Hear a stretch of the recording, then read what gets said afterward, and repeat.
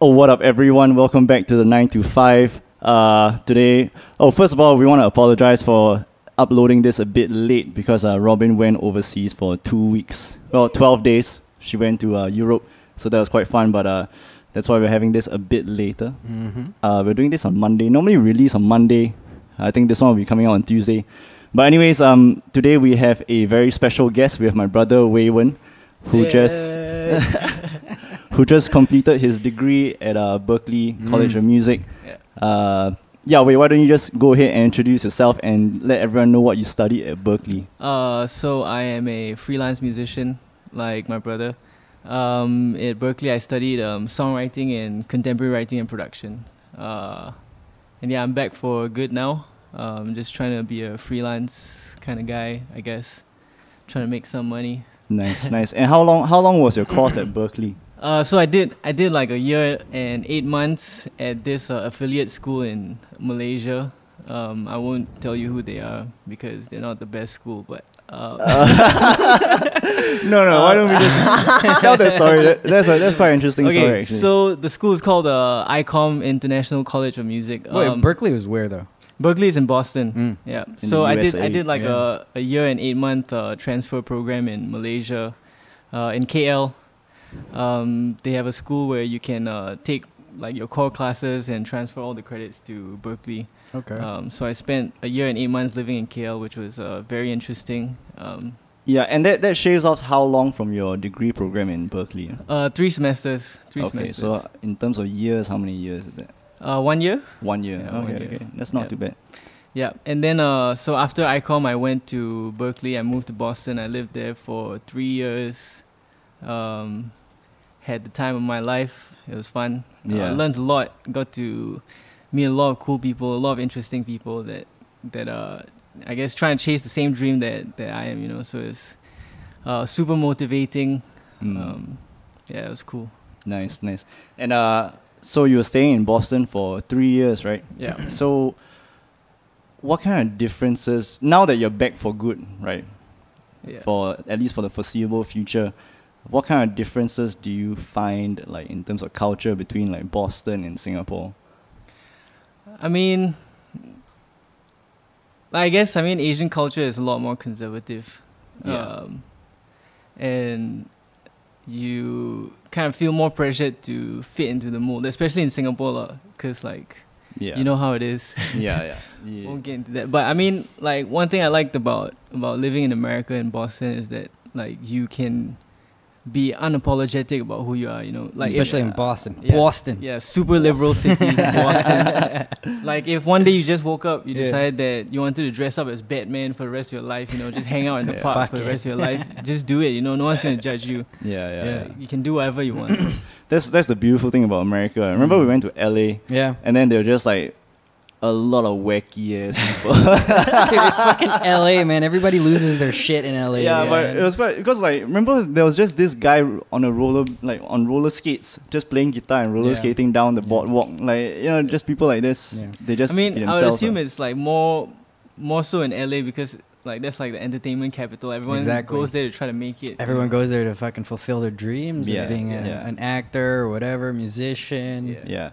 But there are also a lot of crazy ass people there. Do you all hear about the story about how they used to have an insane asylum and then they ran out of budget, so they closed it, and then they just let them go. They just let loose all the fucking that's how they explain why there are so many crazy ass people in LA, man. Yeah. Robin just said, "This sounds like Batman," and I wouldn't say it was that bad, but it was. There were certain moments where I was like, whoa, okay, this is I'm all for freedom of expression and individuality, but that's no, but fun, like people in LA are fucking hustlers, man. They hustle every day of their life. Like you just walk the strip of like Hollywood strip, whatever. And then you just see all these people handing out their mixtapes and shit for free. Actually, it's not for free. They hand it to you. You think it's for free, and then suddenly you have to pay them money. Yeah, they ask you for a donation, and then you want to listen to my mixtape, bro? You give them $5. They're like, what? $5 only? I'm worth more than that, homie. Yeah. So Yeah, there's a strange place, a strange place. But were you ever in any while you were in America studying there, right? Did you go anywhere else, or were you just in Boston the whole time? I did explore the East Coast quite a bit. So I've been to like New York, Philly, parts of New Hampshire, Vermont. Vermont is amazing, by the way. Like when my brother came to visit last year, we went to Vermont, this town called Burlington, which is like separated from Canada by a Lake Champlain. And Vermont is like they are rated as like the most sustainable state in America. So they're all about that like locally grown produce, like small businesses, small mom and pop shops kind of thing. Super cool town. We had some great food there, amazing scenery. But you didn't really go to the West Coast much, huh? No. In the West Coast, I've only been to Vancouver, which actually is like my favorite city on earth. Like Vancouver is amazing. And Vancouver is in Canada. In Canada. Yeah. So it's right above Seattle, 2 hours away from Seattle. I went there to visit my friend Daryl. Shout out Daryl. Daryl Michael Seah, pro skater. Pro skater, yeah. Oh yeah, you know Daryl as well. Yeah, I know Daryl as well. Yeah, you done some of his videos for him. No, I didn't. Oh, you didn't? Yeah, but we happened to skate together a few times. I see. But I just know him from him doing all the crazy shit that he does, man. Yeah. Like his skating, wow, that's like high level. Man. Yeah, and since he's moved to Vancouver, he's like I skating bet. a lot. Oh, is it? And a lot of Dude. like bowl stuff. So he's like super into that now. Nice. I think if you're a skater, as long as you move to America, your skill level just increases drastically. Sure. Like if I think it's the same for music as well, because Yeah. like the skill level of music in America is something else. That's Something true. else. Yeah. So what was it about Vancouver that makes you say that it's your favorite city? I mean, I feel like Vancouver is like there's a great mix between like urban and nature. It's like everywhere you go in the city is super like green. Yeah. The people are super nice. There are a bunch of Asians there. So like because when Hong Kong was supposed to be returned to China right after the treaty thingy, a bunch of people from Hong Kong moved to Vancouver. So there's like a huge Asian population. If I'm not wrong, there might be less white people than others.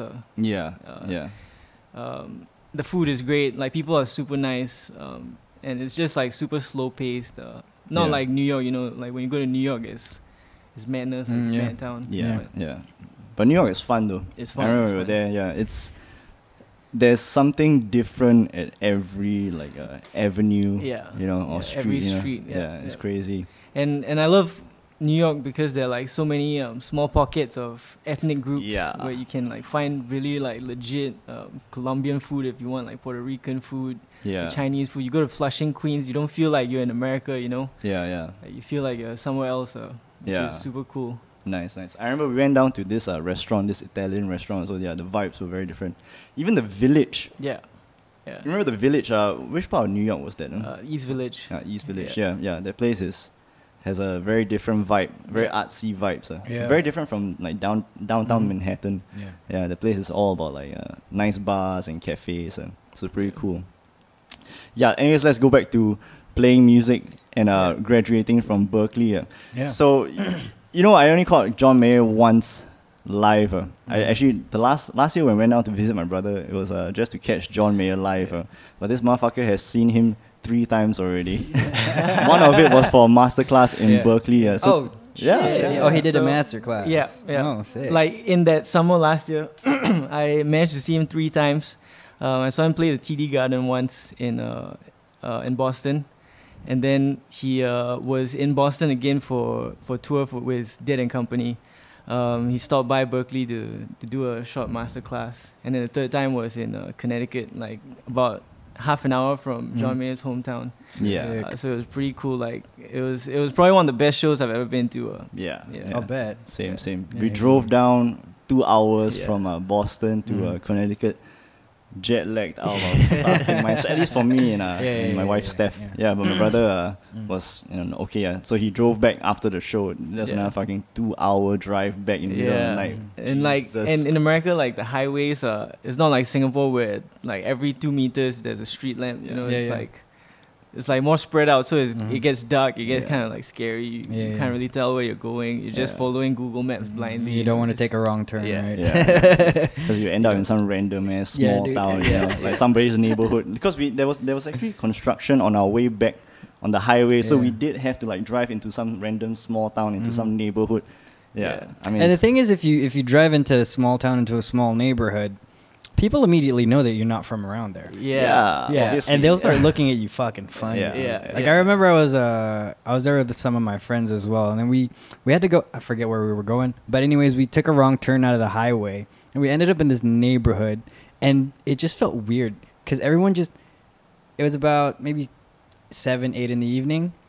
No one was outside, but the moment they heard that there was a car coming around, right? Everybody would just like walk out of their porch like, who's this motherfucker coming around my neighborhood? I think it really depends. I think it really depends on what kind of neighborhood you're in, man.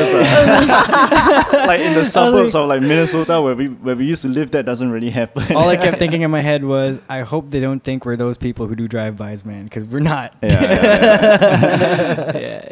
We just made the wrong turn, and then we were trying to find the highway out, and then we got out safe. But that was weird. That was a weird experience. I was like, what is that? Yeah. But anyways, dude, let's take a step back a bit. Did you always know that you were interested in music? Like you wanted to be a musician? I mean, so like our parents got us playing piano when we were super young. So like from the time I could walk, really, I was like playing the piano already. And then by the time I was like 10 years old, I picked up the guitar. And I mean, like I really don't know what else I'll be doing in my life. I mean, as lame as it sounds, you know, it's not like I really chose to do music. It's kind of just it felt natural for me.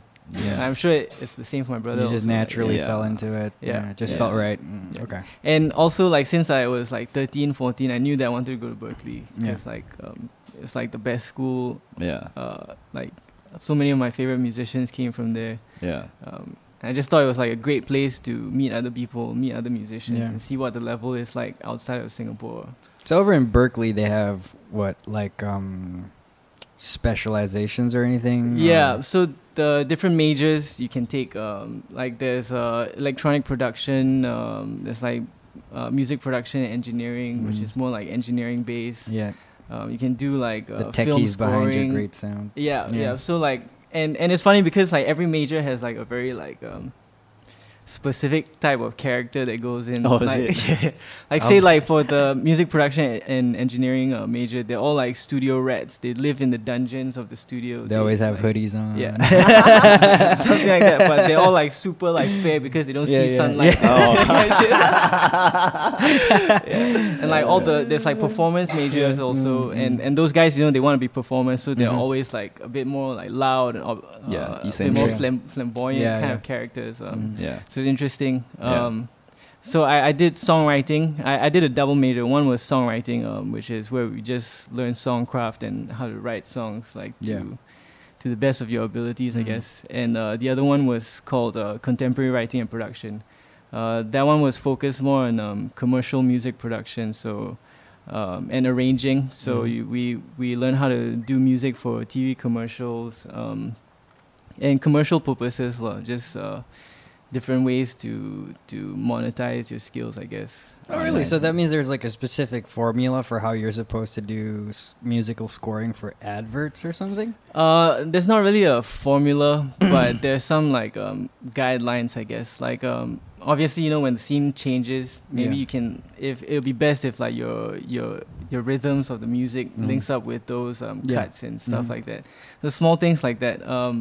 But a lot of it is just based on like learning through experience. So for like assignments, so I took this scoring for advertisement class, right? So what they'll do is every week they just give us like a blank video of some kind of advert, and every week you just put music to that.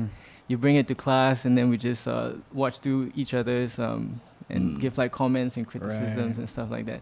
So a lot of the education in Berklee is kind of independent. They just give you assignments, let you figure your shit out, and then you go to class and we talk about it, talk about what others did well. That's super kind cool. of thing. So what was your favorite like class? Because you definitely took quite a number of different classes, different ensembles that you had to join as well. So which one was your favorite? That's a tough question, man. I mean, like a lot of classes I got a lot out of. I guess one of my favorite classes was with this guy called Mark Simons. He's a lyricist and songwriter. I took lyric writing 1 and 2 with him, and I took a directed study with him, which is like a one-on-one songwriting class. And the guy is just like to me, he's a genius. Super poetic and very thoughtful. Like and what I loved about him as compared to maybe some of the other songwriting teachers is that he would be super open to work with your style. So if you wanted to write some like super weird music, he would indulge in that. He would help you like grow on that and stuff. Whereas some other teachers, they like to stick to a formula kind of thing, and if you stray from that, you're doing it wrong. But in songwriting, no one is right or wrong. It's just how you want to phrase what you want to say and stuff like that. Yeah. I see. How about your ensembles? Because I know you joined the Motown ensemble, which is that sounds like fun, man. So like one thing I got out of Berklee is definitely a lot of musical inspirations, and one I guess style of music that I really fell in love with is Motown, because like the whole first of all, Motown was a record label that was based in Detroit, right? Yeah. And what they did was, this was during like probably like right after the Civil War movement and Civil Rights movement, sorry. So what they did was, back then it was like music in America was very race-based, I guess you could say. There was like white music, and then there was like what they call like colored music, which is, if you think about it, that term is kind of fucked up. Like, what the fuck is that even supposed to mean? So anyways, Motown, what they did was they would get these young musicians, right? They would groom them, they would teach them how to speak, how to walk, how to talk, how to interact with people, how to perform and everything. And so like the early Motown records, instead of having the artists' faces on the records, they would have like floral patterns or like designs instead of the faces, because it would be more palatable to white people, I guess. Right, because if they didn't know who was making the music, then they would have a higher chance of listening to it, right? Yes. And so like what some of my teachers were saying is, like, when they were growing up, they loved this kind of music, but maybe their parents were not so fond of them listening to this kind of music. That's why Motown with all these different designs, they were more like accepted into white households, I guess. Yeah. Not besides like the whole social aspect of like making black music mainstream in America, they also had some amazing songwriters, amazing session musicians. Pretty much every music you listen to has some kind of influence from Motown. Yes, for sure. You think about how many great artists came from the Motown formula. Stevie Wonder, Michael Jackson. It's crazy. They've done some incredible work. For sure. Motown. So I took a Motown ensemble with this guy called Lawrence Watson, he's crazy. The guy is crazy, but he's a great teacher and super motivating. It was really fun, and he talked a lot about not just the music, but the social aspect of what the music has brought to America and how it's shaped the culture in America. Because like he was telling us, he grew up in Brooklyn, in ghettos of Brooklyn, and he told us, like, when he was growing up, there were only two options to get out of the ghetto. You either play basketball or you rap, or you sell drugs. You go to that life. So for him, like having a Motown where they showed like these black artists that could make a life for themselves outside of the typical gang banging and street life and shit. That for him was life changing. Yeah. So when he met the owner of Motown years later, when he was old, Berry Gordy Jr., like he told him, you changed my life, and I'm sure he's not the only one that has experienced like something like that. Yeah. So Motown is like super important to music in general, and to the cultural socially in America. It's super important. Yeah, it's definitely changed how modern music is. It has shaped modern music for sure. Down to like the grooves, the chord progressions, the style of singing as well. Yeah.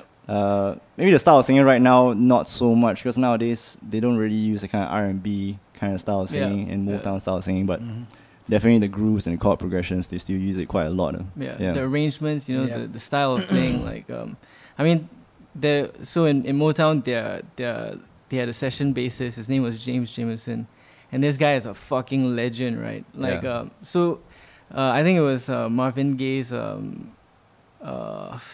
one of Marvin Gaye's songs. I can't remember.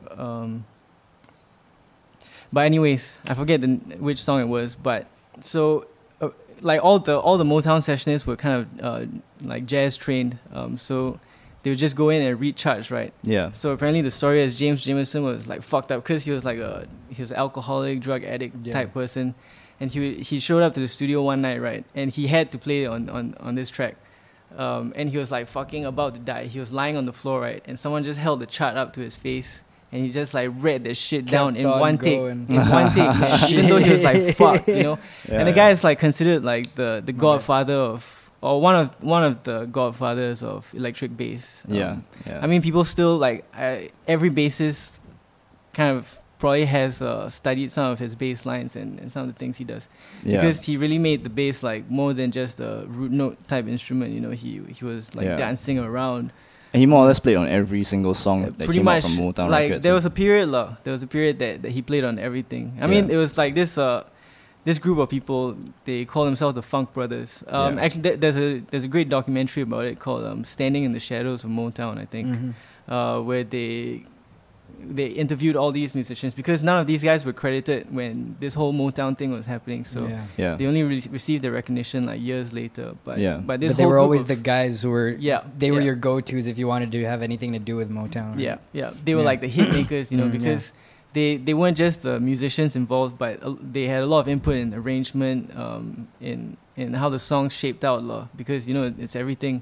I mean, most of these songs began with like a vocal piano kind of setup, and they just brought it to life. So these group of musicians are legendary. And the earlier Motown songs, they were mainly written by two people also, right?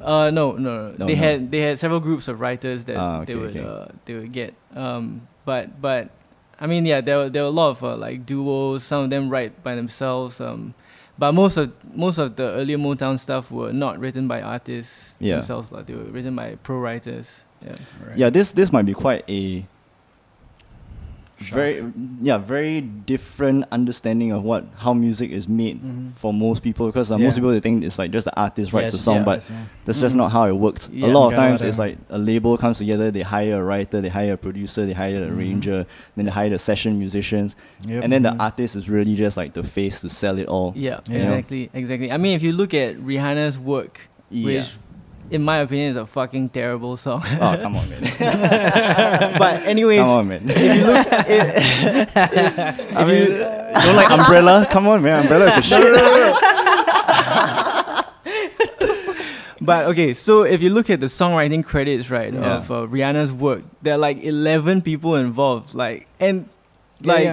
I don't get it, because like the song is like fucking like probably like less than 20 words, because half the chorus is just work. Shit, you know? But my point being, there are a lot of people involved in the songwriting process, like instead of just the artist. Like really, the artist is like you said, just to sell the song. Yeah, for sure. Because there's a lot of talented songwriters, right? Yeah. And but I mean, in the industry of music in America, especially, like if you don't have the looks, they probably won't let you sing any of your shit anyway. So you have to go by another way, because a lot of people go by their favorite artists based on their looks as well, not just from their music. For sure. Yeah, so. and it's also kind of how the whole music industry has evolved over the years, because like back in the day, you know, what really gave artists like money and shit was record sales. But now that all of that is gone, so they get most of their money from like shows or merch or I mean, sure, you know, if you get like a hit that has like a couple million plays on YouTube or Spotify, you're still gonna make a fat chunk of change. But those days are really gone where you can survive solely on record sales. We've kind of entered the era of like singles, like just single. There's no longer like concept albums, which is a bit of a pity, because like if you look back to like concept albums that came out in like the 80s, 90s, like Pink Floyd. Yeah, you know, Pink Floyd is like shit. No, but I think the reason why they had to move to singles is because you got all these different platforms that people can release their music into. So like SoundCloud, all those stuff. So you've got musicians who aren't exactly popular yet, but because they're constantly churning out new music, people are remembering them. Yeah. You know, so if you're a popular artist and you only ever release like an album, every once a year or like 3 years or whatever, there's a high chance that people are going to forget you. Yeah, you know? definitely. That's why I think a lot of them had to kind of adapt to that situation and have a single every now and then so that it refreshes in people's heads, like, oh yeah, I remember listening to that guy. Yeah. Oh yeah, let me check out his new single. Yeah, for sure.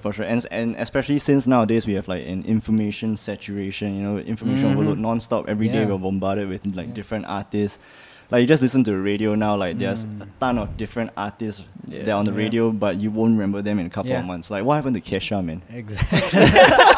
I think she. You know, that's a good example. What the fuck happened to Kesha? She stopped writing music with her tits.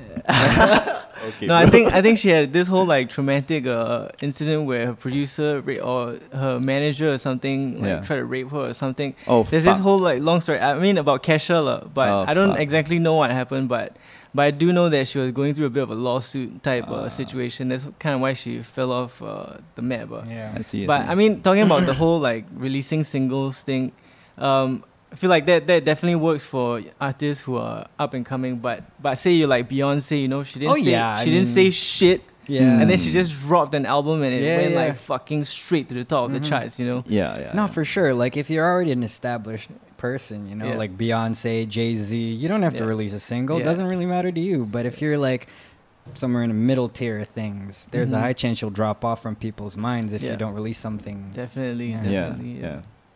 But yeah, so as we were saying, most of the songs these days are written by several songwriters. Actually, in fact, somebody once told me that most of the electronic pop songs right now are written by two Swedish dudes. I can't remember the names, which explains why. A lot of it sounds like... Yeah, it sounds the same. I mean, if you think about like the Chainsmokers, Closer, and that song they did with Fuck the Chris Martin, dude, it's the same fucking song, same blues, everything. You know? It's just different voice, different voice. But what are those two guys' names? I'm not sure about their names actually. I'm not exactly sure who you're talking about, but there's this guy called Max Martin who is definitely involved in pretty much like every top 10 hit. Almost, you know, that has been released in the past like 5 years maybe. And I mean, sure, you know, we can sit here and talk shit about about pop music and everything, but it's definitely a grind also, and it's definitely a craft on its own. Like for sure, of course, for sure. You know, it might not appeal to us, but it's definitely a hard work also, and they put in time and effort into it. For sure. And I've met a lot of people in school that what they want to do is they want to write straight top 40s music, you know. I met a girl who said that she wants to go into this white chick that said she wants to go into the K-pop industry. That's what she wants to do with her life. So it's just a different style of music, I guess. So tell us more what these kind of writing sessions are like.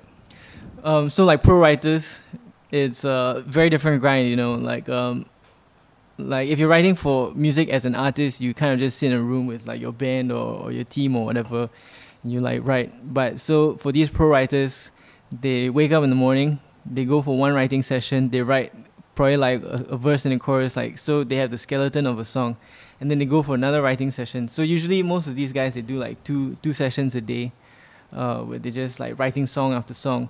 And most of the songs they write, like, you know, just disappear. Nothing happens to them. But there's always a chance that like one of these songs gets picked up, becomes like a mega hit kind of thing, you know. But that's like a very different world of music where these guys they don't perform at all.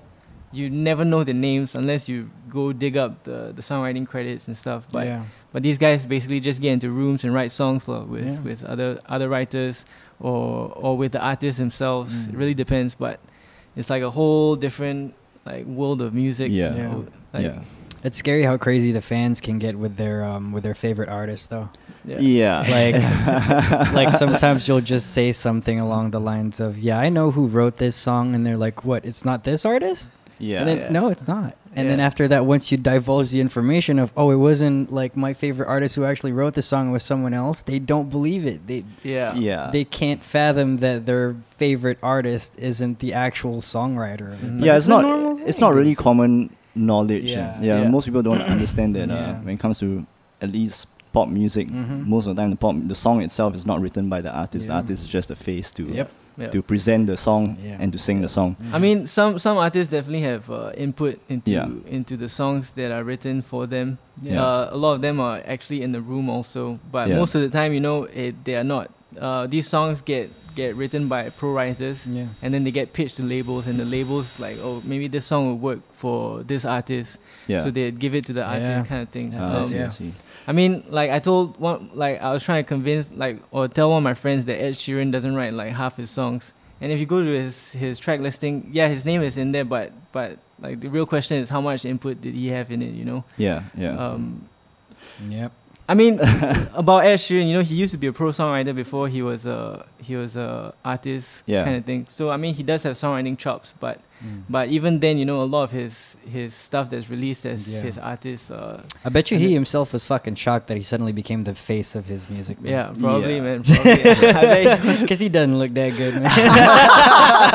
He looks like shit, to be honest. But I think that was like a lull in the industry where we need a fucking guy who sings who looks like a nerd to Guys, fucking how many- appease. No, think about it. How many famous redheads are there out there? Not Yeah, many. not a lot, man. Not many. Not a lot. The only Especially other redhead guys. that I know is that chick from Garbage, right? I don't know. I think she was a redhead before she colored her hair black or something. Yeah. Right. But yeah. I see. I mean, the only redhead that I know that is famous as well is Bilbo, the stand-up comic. Oh yeah. But he shaved his head, so you can't really tell he's a redhead anymore. But yeah, anyways, going back to the songwriting thing, that's why it's when you come across certain artists that write everything themselves and produce everything themselves and arrange everything themselves and even like record and Yeah. mix and master everything themselves is super Yeah. respectable. That Yeah. guy's a You know? fucking hard worker. Yeah. So we have guys like John Mayer. John Mayer is one of those guys that writes all his songs. Mm-hmm. He always will have a say in the production of the songs. Yeah. Yeah, and the guy is just a monster songwriter. He's just Great a monster songwriter. writer. Yeah. Songwriter. I mean, think about Stevie Wonder when he was young. There were a couple records where he did everything. Yeah. Like, every fucking thing. Played he drums wrote the and song, everything. played drums, played every instrument. I'm sure he had like huge say in how the whole production went out, but those days are rare nowadays. Like Yeah. now it tends to be people work in teams, and I mean I don't see it as like a really bad thing. Yeah, also, no, you because- can't really blame him either because Yeah. there's a lot more things that you have to handle in the music industry now. You're not just Yeah. writing songs and playing concerts anymore. You're dealing with public relations. You're dealing with all your advertising, all these other things aside from your music. Like, Yeah. you Yeah. know, there's so many more things to pay attention to. I feel like it does help to have like another person check your ideas, like an objective Yeah. pair of eyes to like tell you, yeah, this is not a good Yeah. idea Yeah. actually. You know, like cause Yeah, someone you trust, Yeah. they'll just straight up tell you, that's fucking stupid. yeah, Garbage. exactly. Which is I Yeah. mean, I don't think it's a bad thing. Yeah. I just think mad props to those guys that do it all on their own. Yeah. You know, Yeah. It's tough, man. That's tough. That's Yeah. tough.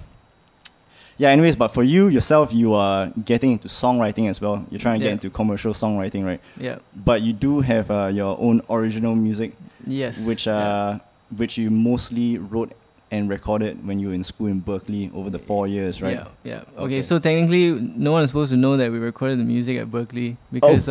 Shit. Yeah, but so I mean, yeah, technically you're not supposed to release music that is recorded in school, but Yeah. but really they just do that to protect themselves. If like one of the songs that recorded in school becomes a big hit, then obviously they're gonna be like, yo, give me some of that shit. Yeah. But I mean, if you're kind of like a small time like musician, I don't think they will really care that much. Yeah. So. But yeah, so like over my time in Berklee, I was writing a lot and working with a lot of different musicians and just getting different looks, and I recorded a 5-song EP with one of my best friends in Berklee. His name is Nick Cadonis. Someday you'll know about him, but he's a great producer and like a workaholic. The guy is crazy. I'm trying to pull like the promotional material together to be released soon. So hopefully it'll be done. I'm hoping by the end of this year to be released. Nice, Yeah. nice. And where can people like have a taste of what it sounds like? Is there anywhere they can find it right now? I mean, I have a SoundCloud, but a lot of it is kind of old, and a lot of it is just like school projects. It's SoundCloud / The Color Fractal. I see. That's my artist name, I guess. Yeah. But you also have a website where you show songs that you've worked with other people on. Yeah, right? so I have my website is just my name, weiwenseah.com. Yeah. And there's like my portfolio and stuff, and my some stuff that I've written, some stuff that I've arranged for other people, produced for other people. Yeah. Nice.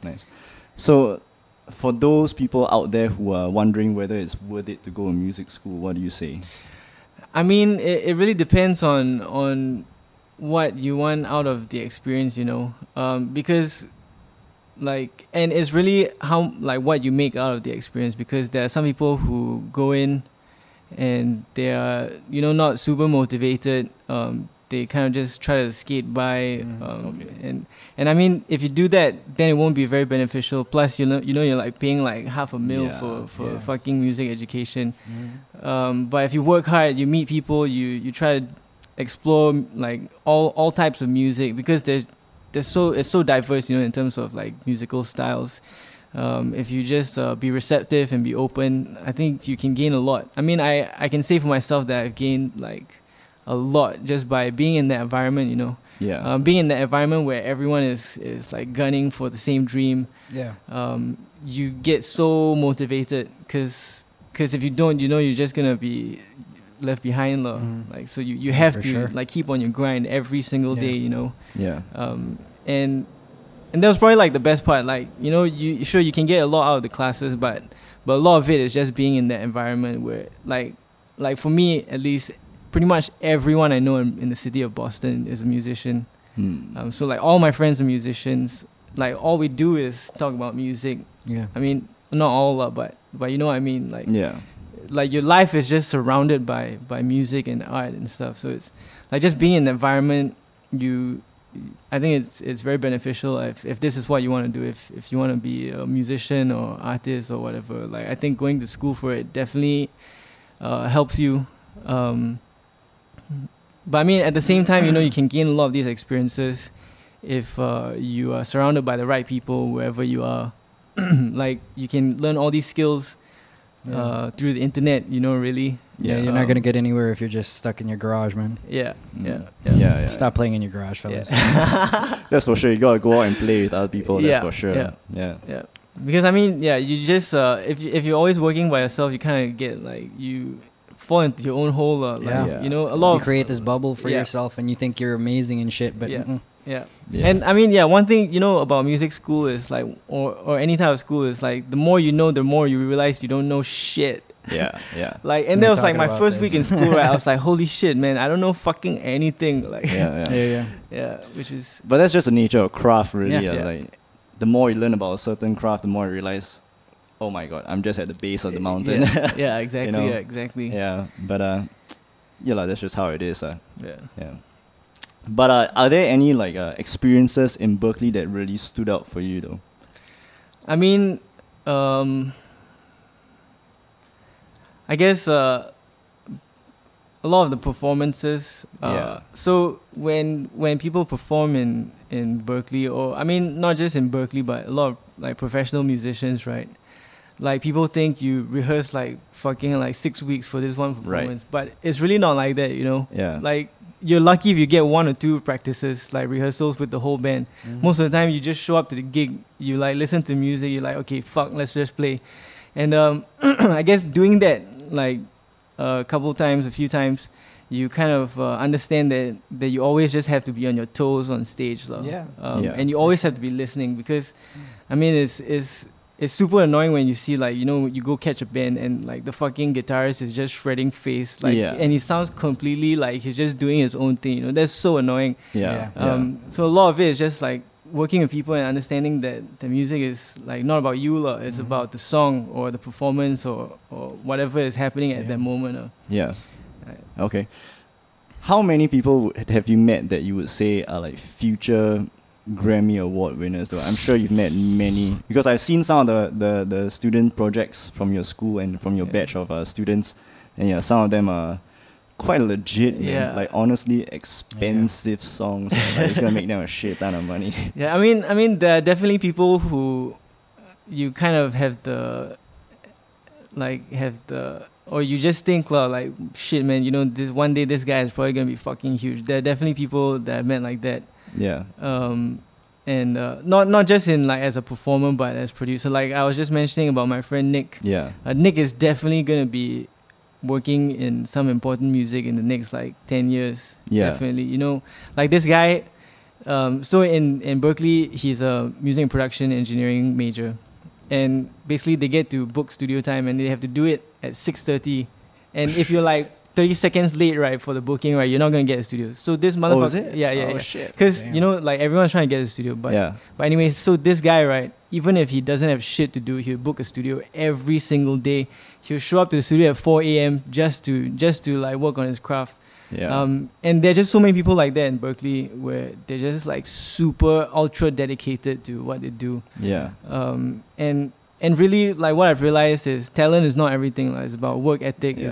It's about and not just that, but how you work with others also. Yeah. Which is super important. Like, because it definitely gets you places. Like talent can only get you so far. Yeah. If you're a dick, no one wants to work with you. You're not gonna go anywhere. You know. Yeah. Or if you're fucking lazy, then like you're not gonna go anywhere. Yeah, exactly. Yeah. The guy that's working hard but not as talented will probably surpass your technical skill within like a couple of months just because you're fucking sitting on your ass. Yeah. Exactly. No one's gonna find out who you are if you're not gonna work around how you're gonna get noticed in the first place. Yeah, for sure. But you also did mention that Nick is a super high level guitarist, right? Yeah. So this guy, right, is like before he came to Berklee, he did kind of like what I did. He went to a affiliate school also in Greece, and this conservatory where everyone is a player, like everyone is like a trained instrumentalist, musician kind of thing.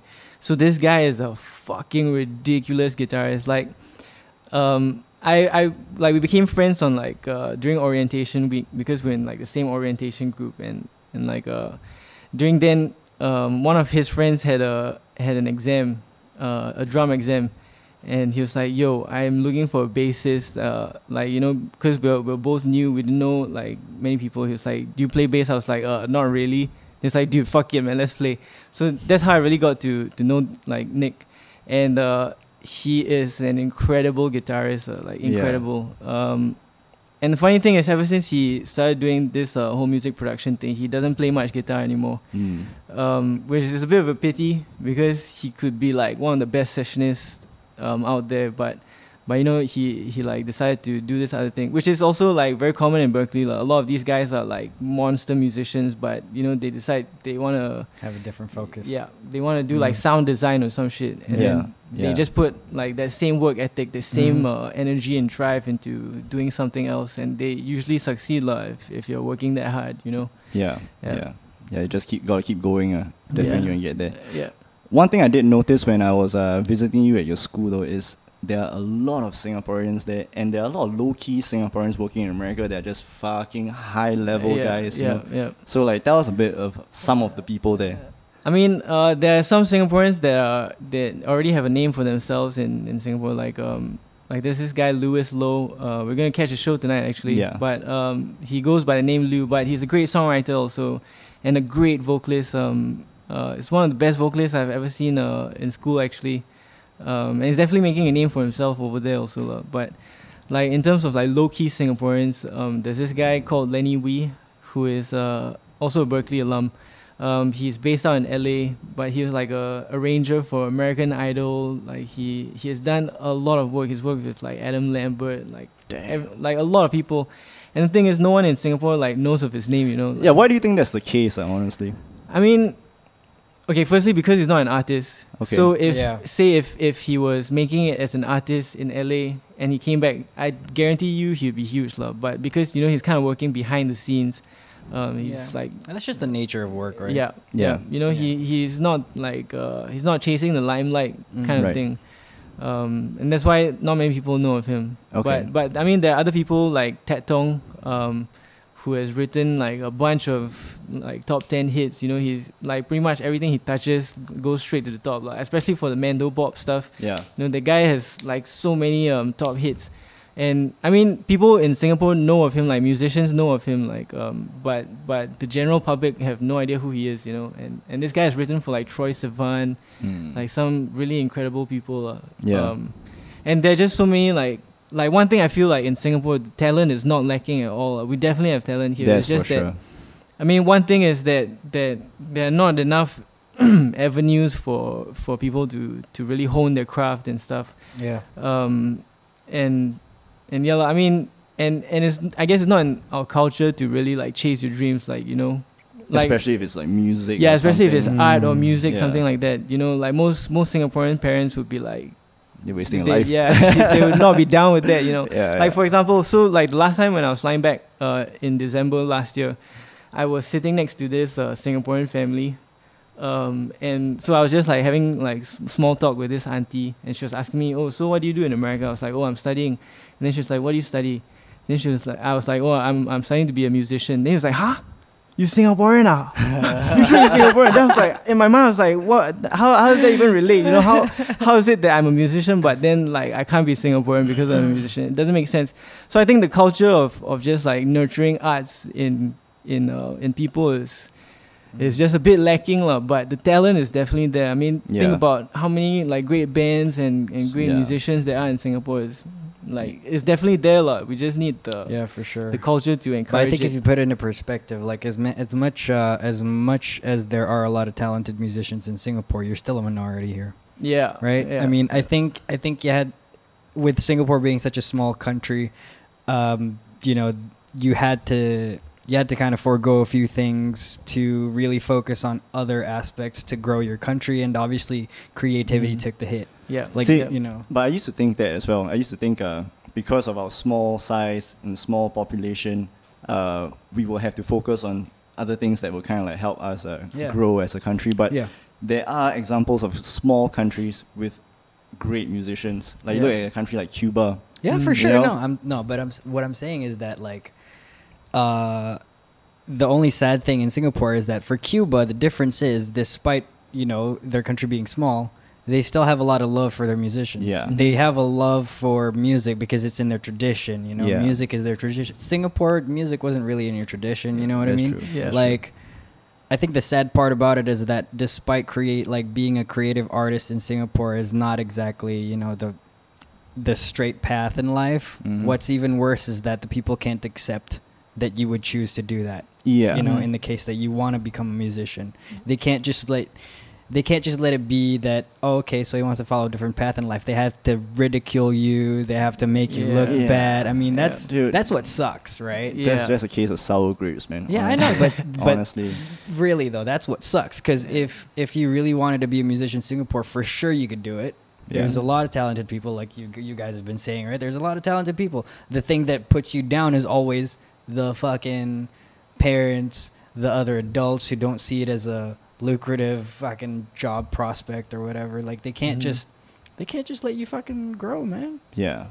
But I would say that things have changed quite a bit compared for to like sure. 10 years ago. I mean, For if you sure. think about it, Singapore is still a pretty young country. Yeah. So, I mean, definitely, you know, the first couple of years we have to figure out our place in the world. But now that things have kind of been established, I think this is where like our The avenues are identity and opening our up as arts well. are going to start coming out. So I believe that maybe in like the next 10 years, we're going to see a lot of like local art that makes it to world stage. I think so too. Plus, when that happens, I think more parents will be less doubtful of their children, you know, pursuing their craft or like For sure. or sports Once or the whatever. country really you know? matures. Yeah.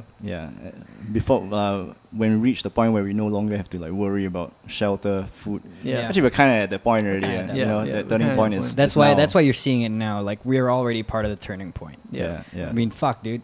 You both are musicians. Yeah, and I know a lot of musician friends You know as what well. I mean? Yeah, Like, yeah. come on. Yeah, We're but already there. Not many, like, I would say for the musicians that I know, they are mostly like working musicians, meaning they play They still have nights their own, and they teach, you know, but they're not like artists. Yep. Like in terms of like big name artists, they're not a lot in Singapore. Mhm.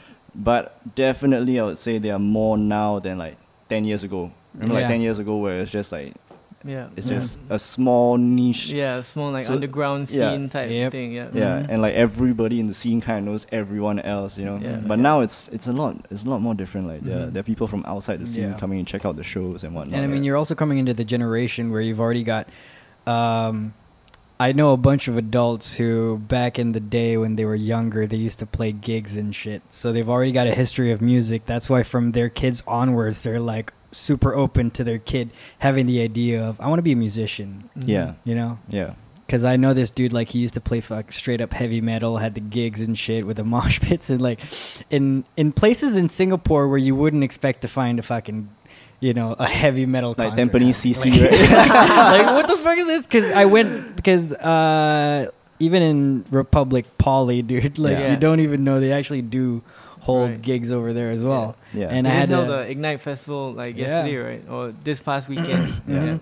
But like it's getting more and more often. Like you see these people, your uncles and aunties from now on are going to be those who have a history of having played music in some fashion or other. Yeah. You know? Yeah. So I think it's just going to be a lot more easy for the next generation of people who want to be musicians to just say, yeah, I am a musician. You know, they don't have to be embarrassed about it anymore. Mm-hmm. How would you say, like, we can increase the exposure for artists in Singapore, like, in your opinion? I mean, if I knew the answer to that question, He'd be doing it. yeah. Yeah. But I mean, it's tough to say, you know, because on one hand, there definitely there's definitely a stigma against Singaporean art, but at the same time, you know, there are definitely people who are super passionate about helping artists grow and pushing the arts in Singapore. So, I mean, I think it's just a matter of time, really. Yeah. Like, to me, I feel like it's just a matter of time. It just takes time for more Singaporean artists to make it, in the sense where everyone gets behind their back. Like say, like, for Gentle Bones, for example, you know, like, I went to a show and it was fucking sold out like 2 nights in a row or something like that. Yeah. Sick. And we just need more people like that who are just breaking those barriers Yeah. where like kids they're growing up, they're like, shit, you know, this guy can do it. And he's from the same place I'm from, you know, he speaks Yeah. the same way I do, Yeah. he eats the same food that I eat. He can make it, so can Yeah, I, man. you know, kind of thing. And Yeah. so I feel like maybe in like 10 years when people start to see that it's definitely a possibility, it's going to become a lot bigger. Yeah, for sure. Yeah. For sure.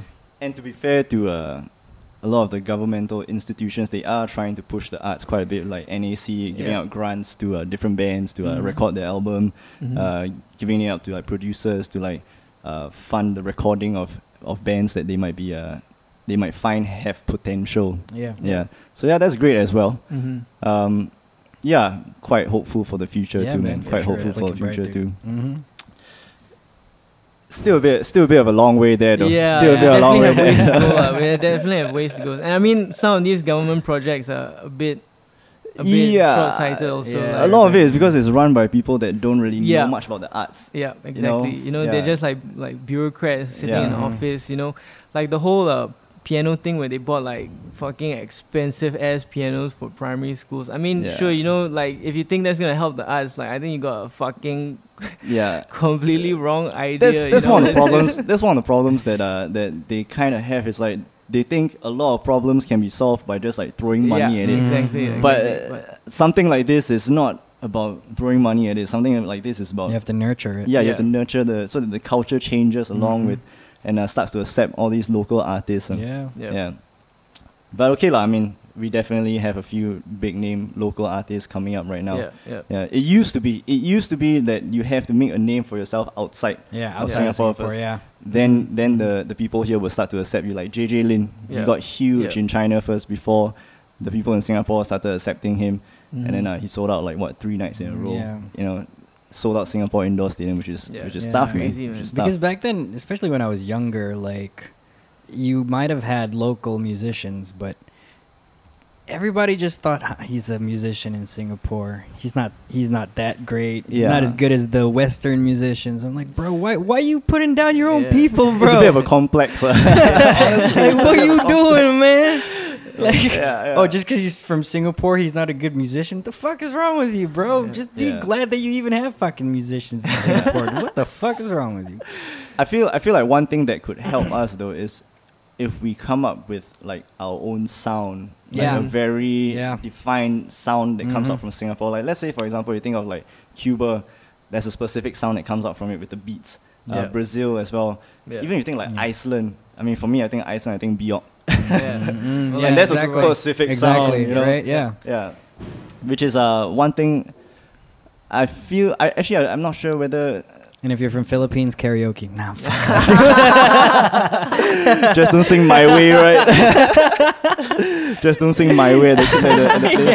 You're fine as yeah. But I mean, one thing about your point is, I feel like a lot of these countries, you know, they have like a very strong traditional music. Like they have very strong music traditions. Whereas in Singapore, you know, we're kind of like a mixture of cultures where we don't really trying have to find out your sound. Exactly. You know, we don't really have like a fixed identity where like, you know, even if you go to like East Malaysia where, you know, they have their musical cultures, you know, where it's very ingrained in the traditions and stuff. But whereas in Singapore is everything is very new, and it just takes time, this kind of things. You know, it takes like generations to really develop a culture. Like, even Philippines, they already have they focus on acoustic music or either that or like rock, grunge, stuff like that. You know, if you hear any band like Parokya ni Edgar is a super popular band from the Philippines, and all their music is like either acoustic or has hints of maybe alternative rock to it. So they already have their own styles over there. So I think Singapore just needs to get to the point where you guys have figured out what sound is supposed to come from Singapore. Right. To be honest, I think one of the main barriers that we might have is like the language thing. We are like one of the only English speaking, probably the only English speaking country within Southeast Asia. Yeah. So it's not exactly primary language is English. Yeah, exactly. Our primary language is English, but the region doesn't really speak as much English, which is why it's a bit difficult for us to branch out. Yeah. And if you want to branch out to like the Western areas where they do speak English, they already have their own artists, which is a bit difficult. Yeah. But yeah, I mean, like you look at like places like Indonesia, they have like huge metal bands that have like the whole country backing them. Even our friend in Malaysia, Darren, from An Honest Mistake, huge backing in Malaysia. Wait, but they sing English music as well. Yeah. Maybe that just doesn't make sense. I don't know. I mean, it's hard to say, I mean, there really isn't a formula as to like how to make it, you know, in the music industry. Everyone like has a different journey, I guess, to get there. But I think it'll just take time for people to really start believing in local artists. Yeah. So what are some like local artists you think that we should listen out for right now? I mean, like Lewis is great, you know. Like I miss the Cashew Chemist so much, man. Those guys were fucking amazing, you know. And they really had the island vibe also, which I feel like is uniquely Singaporean. And like I mean, I just hope they make more music soon, because if you ask me of what is a Singapore sound, I think they really defined it pretty well. And there are definitely bands that came before them that did that, like the Pinholes. Stuff like that, you know, but I mean, I gotta be honest, I've been living away from Singapore for like almost 5 years, so I haven't been like really checking out a lot of local music, which is what I plan to do since I'm back now. I have to really get like listen to who's out there and stuff. I mean, I'm sure they're great artists, but Drew Chen is one of my favorite musicians, and the guy is like a fucking high level musician. So amazing. Great vocalist, great instrumentalist. You know, he has the whole package. If you ask me. You gotta dig yourself back into that local culture. I mean, Charlie Lim is great. He writes great songs. There's like Biddy Macbeth, this bassist. She goes to Berklee also. She's a great musician. Like really good bassist. Interesting sound also, very unique. But yeah, I mean, besides that, I'm not sure. You know, I really have to explore. I see. Where can people go to like check out these indie acts, and how can they find out more about these shows? I mean, if you go to Bandwagon, Bandwagon is a great platform. They tell you about pretty much like they do a lot of interviews with local artists and musicians, and they have like a gig alert update kind of thing where. They have like a list every month, you know, where to catch shows and stuff like that. Okay. Yeah, that's great. Okay. Anyways, we are about out of time. Is there any last thing that you want to mention before we call it an episode? I mean, if you have a dream, just chase it. You know, like no one can tell you what to do in your life. I mean, sure, people can tell you what to do, but it's your choice whether you want to listen to it. If you feel like you want to fucking be a musician, just do it. You know, like you can do it. And we'll deal with the problems later. Yeah, deal with the problems later. You know, like whatever. deal about how you're gonna feed yourself and shit later. But I mean, shit that got deep. like I wish more people would chase their craft in Singapore. Yeah. Not just music. You know, whatever it is. If you want to be a pro skateboarder, do it. You know, Yeah, like for sure. and make sure you're taking the right steps to reach your goals. Like say if you want to be a skateboarder, make sure you're skating every single day, kind of thing. Yeah. If you want to be an artist, make sure you're painting every day. Yeah. Like just be Hone your dedicated to your craft. craft. Yeah. Make sure you're working on it every single day. Yeah. Anyways, shout out your Instagram page. Yes, my Instagram is the color fractal. The color is spelled with no U. Okay. Because I don't know why. I just made it that way and then I fucking never changed it. Okay, and your website is Website is weiwenseah.com. okay. That's it. Yeah. And your SoundCloud is same thing. Yeah. SoundCloud / The color fractal. Yeah. Okay, Yeah. that's great, man. That's Alright, great. dude. Yeah. Thanks for coming on, man. Thanks Yeah, for that was having very me. insightful Yeah, it was into fun, the music fun industry. podcast. Yeah, man.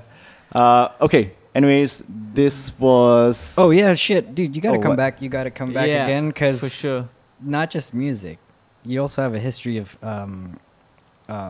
combat sports as well, right? Oh, Yeah. yeah. Oh man. Yeah. We didn't touch on that. So, Okay, see? but Oh yeah, shit. so- yeah, Okay. Yeah, but See what I mean? I kind of have to go already. Actually. yeah. No. We'll definitely. But that's what I'm be back saying. on Like, the- you have to be back. Yes, You know? yes, Yeah. definitely. Because definitely. fuck, dude, you're in Singapore already. You're gonna be here for a long time. Yeah. We'll definitely do this again. For sure, for Yeah. sure. Alright. Yeah, this was fun. Okay. Anyways, thanks for listening, guys. Thanks, Wei, for coming on, and we'll see you guys in the next episode. Peace out. Peace. We out.